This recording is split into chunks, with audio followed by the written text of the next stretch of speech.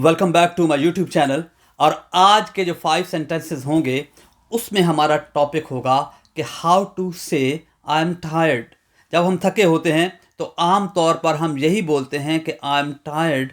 तो उसके अल्टरनेटिव के तौर पर हमारे पास कौन से ऑप्शंस हैं, आज का हमारा टॉपिक यही है और उसी हवाले से हम 5 सेंटेंसेस पढ़ने जा रहे हैं। तो आइए शुरू करते हैं। नंबर 1 पर है I am worn out. I am worn out. I am worn out ये एक अच्छा रिस्पॉन्स है। जब आप थके हों तो आप किसी को बताना चाहें तो आप बड़े अच्छे तरीके से बता सकते हैं I am worn out. I am worn out. Number 2 पर है I am beat. I am beat.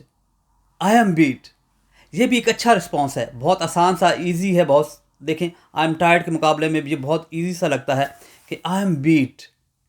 ये जब आप बोलते रहेंगे तो आपके लिए बहुत आसान होगा। जब भी आप थके होंगे, और हर रोज़ हम होते हैं, तो आप देखेंगे कि आपके लिए बोलना बड़ा आसान होगा। जब आप थके होंगे, किसी को बताना चाहेंगे, तो आप कह सकते हैं oh I am beat. Number 3 पर है I am exhausted. I am exhausted. I am exhausted ये भी एक बहुत ही सिंपल सा और अच्छा सा रिस्पॉन्स है।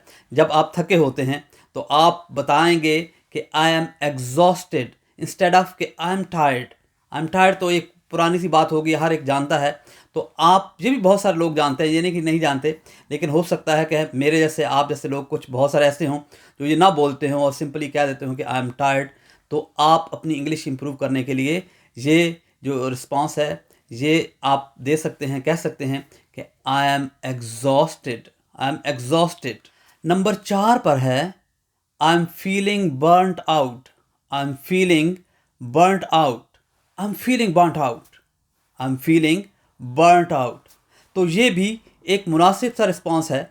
इस पे भी आप तवज्जो दीजिए, इसको भी अपने रोज़मर्रा के बोलचाल में शामिल कीजिए। I am feeling burned out यानी जब आप थके हों तो आप ये कह सकते हैं कि I am feeling burned out. Number 5 पर है आई feel spent. I feel spent. I feel spent ये बहुत ही आसान सा, सीधा सा, सिंपल सा है। आप देखें कि इसको बोलने में आपको ज़्यादा मुश्किल भी नहीं होगी। जब भी आप किसी को बताना चाहें कि आप थके हुए हैं, थके टूटे हुए हैं, दिन भर की थकन है, तो आप कह सकते हैं oh I feel spent. I feel spent.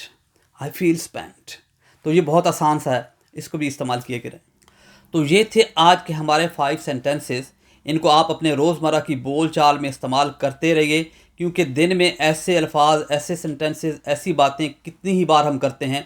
तो इन सारे सेंटेंसेस को, यानी 5 के 5 सेंटेंसेस को मुख्तलिफ़ औकात में बोलते रहिए, और बोलेंगे तो आपकी इंग्लिश इम्प्रूव होती रहेगी। और आप देखेंगे कि अगले कुछ ही हफ्तों में आप अच्छे खासे इंग्लिश बोलने लग जाएंगे और आपकी इंग्लिश इम्प्रूव हो जाएगी। तो उम्मीद है कि आप इस पर तवज्जो देंगे। इजाज़त दीजिए, फिर मिलेंगे।